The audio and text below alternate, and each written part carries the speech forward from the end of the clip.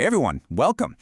We often think of flowers as something that's just beautiful to look at, right? Well, today, we're going to completely blur that line between the garden and the kitchen. We're talking about transforming gorgeous flowers into stunning and, yes, edible works of art. So, let's get started. I mean, just look at this. What if your next meal looked this beautiful? Seriously, imagine putting this down on the table at your next get-together. It's more than just a garnish. It's a total showstopper, a real conversation starter. But the big question is, how do you actually get from the garden to the plate safely and make it taste absolutely amazing? Well, that's exactly what we're going to break down today. All right, here's our game plan for today. We're going to cover 5 key areas. First up, the golden rules of safety. This part is non-negotiable. Then we'll get into how to prep your petals. After that, the really fun part, using fresh flowers for fresh flavors. Then we'll cover how to preserve the bloom, and we'll finish up with the art of the plate. Let's dive in. Okay, first things first, and this is without a doubt the most important part, the golden rules of safety. Before you even think about picking a single petal, you have got to know this stuff. This is what's going to give you the confidence to really start having fun with it. So let's be super clear on this. There are a few places you just do not harvest flowers from.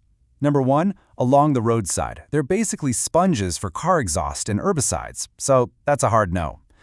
Also, and this one surprises a lot of people, stay away from flowers from a florist or a nursery. They're grown for looks, not for lunch, and they're usually loaded with pesticides.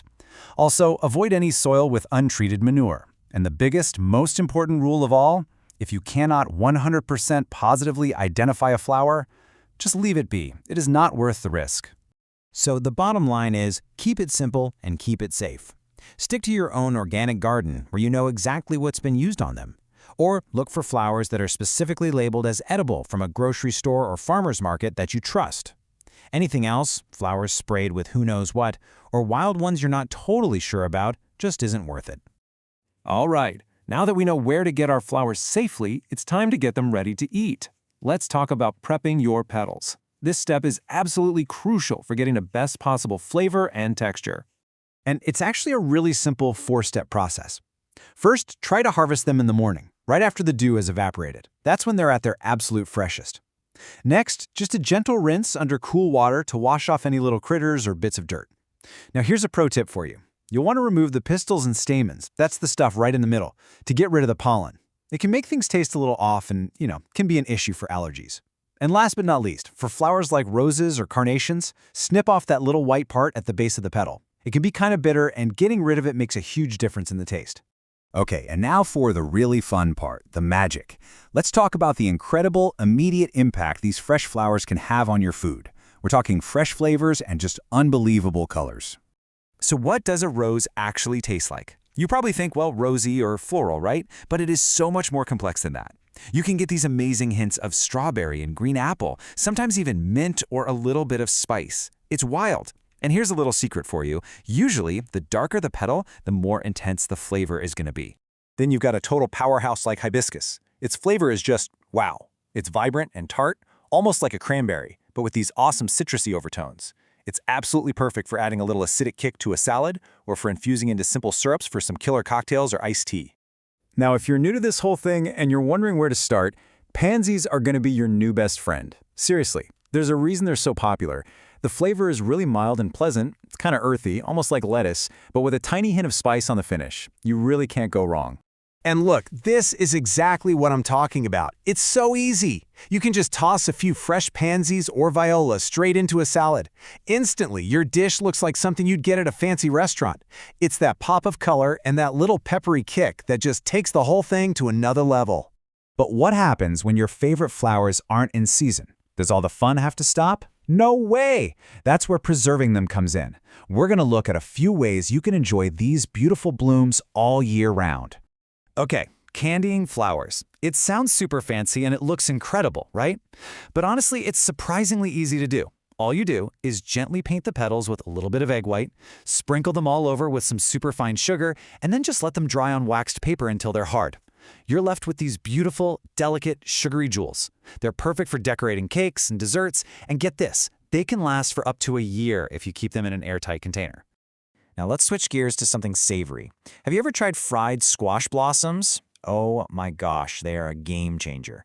You can stuff them with something creamy like ricotta cheese, dip them in a light tempura batter, and fry them till they're golden brown. What you get is this amazing appetizer, crispy on the outside and all warm and creamy on the inside. It is such a delicacy. And then, of course, there's the classic method, drying. It's as simple as hanging little bundles of flowers like chamomile, rose petals, or lavender somewhere dark and dry. This preserves their essence beautifully. And yeah, you can make your own amazing floral teas. But don't stop there. You can crush them up to make floral sugars, create infused vinegars, or even make incredible simple syrups for drinks. The possibilities are pretty much endless. Okay, we've sourced, prepped, and preserved our flowers. Now for the final touch, the art of the plate. Because let's be real, using edible flowers is just as much about how the food looks as how it tastes. It's all about creating a visual masterpiece. So, principle number 1 is all about color contrast. This is the easiest trick in the book. I mean, just look at how these vibrant petals absolutely pop against the green of the salad. That contrast immediately grabs your attention and makes the whole dish look so much more appetizing. Next up, let's think beyond just color and talk about texture and shape. Don't just mindlessly sprinkle petals everywhere. Think about the composition. See how they've used whole flowers alongside individual petals here? It adds all this dimension and elegance. It just makes the plate so much more interesting to look at. And our third principle is all about elegant placement.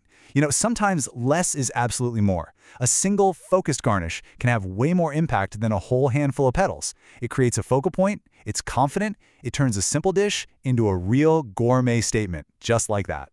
So there you have it. From the super important safety rules all the way to plating like a pro, you've got the basics down. Your garden, or even your local farmer's market, is basically a whole new artistic palette just waiting for you. So the only question left is, what delicious masterpiece are you going to create first?